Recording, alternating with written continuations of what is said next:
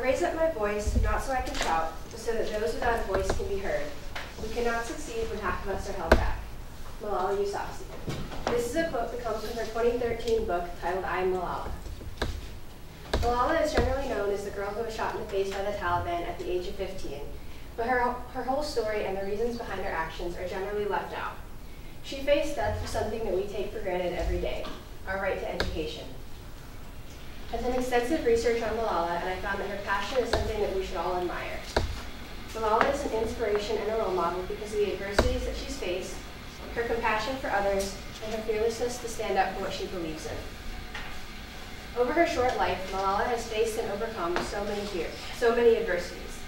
She's originally from North Pakistan, and North Pakistan doesn't believe in equal rights. According to an article titled "To Be a Woman in Pakistan, Women are constitutionally considered of less worth than men."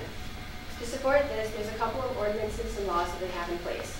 The first gives control of a woman's body to either the state or her family.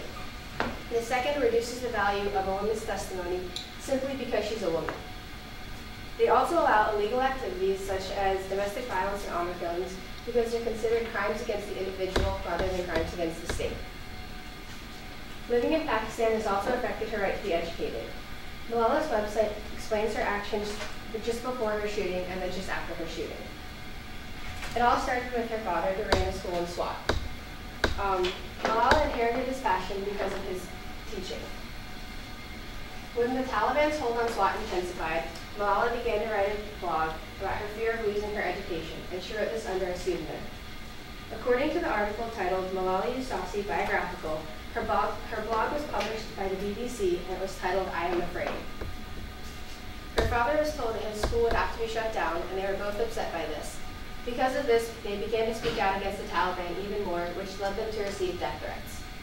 She eventually revealed herself as a blogger, and it was then that the Taliban decided they wanted to kill her. On October 9th, 2012, she was shot in the head. Although she survived the shot, she was left in critical condition and she was flown to Birmingham, UK, where she could recover. It was then that she began to become well known. She not only survived this gunshot, but she went on to win the Nobel Peace Prize in 2014. All of this was done at a young age.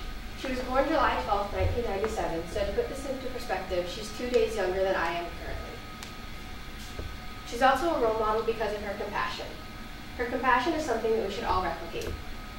The dictionary definition of compassion is sympathetic pity and concern for the suffering or misfortune of others. Malala suffered, but she was not focused on herself. She was always focused on everyone else. I started my speech with the quote, "I raise up my voice, not so I can shout, but so that those without a voice can be heard. We cannot succeed when half of us are held back." This quote shows that she was not doing it for personal gain. She believes that everyone should have a voice and that everyone should be heard. And if they can't have a voice, then she will be their voice. Another quote from her book is, "It wasn't about the awards or the money. I always prayed to God, I want to help people, and please help me do that." This proves that she's compassionate and that she's selfless, and that she's not fighting for fame. Malala shows us that we also need to stand up for what we believe in. She believed in the right to education so much that she was willing to die for it. When the Taliban took away her right to education, she didn't just accept it. She fought for it and she became an activist. In an interview with Ellen DeGeneres, Malala says, "I think they made a big mistake. I was fighting for the right of education right from the beginning when the Taliban stopped girls from going to school. But I had this little bit of fear. What would happen to me? How would I feel if someone attacks me? But after that incident when I was attacked, the fear just went away." She became so focused on her mission that her fear just went away. Her attack actually made her stronger. There's a quote from Taylor Swift that goes, "Fearless is not the absence of fear. Fearless is living in spite of those things that scare us." I think this quote entirely embodies Malala because she knows the consequences of her actions, yet she continues to fight for the right to education. Malala is a role model for so many reasons, and the adversities that she's faced, her compassion for others, and fighting for what she believes in are just a few of the reasons. The next time you want to complain about going to school, remember that you have the right to education while others are fighting for it, so don't take it for granted. I'll leave you with one more quote from Malala. "I don't want to be thought of as the girl who was shot by the Taliban, but the girl who fought for education." I started my speech by saying that she was the girl who was shot in the face by the Taliban, because that's a defining characteristic. But now that you know more about her, don't think of her this way. Think of her as the girl who fought for education, not who was shot by the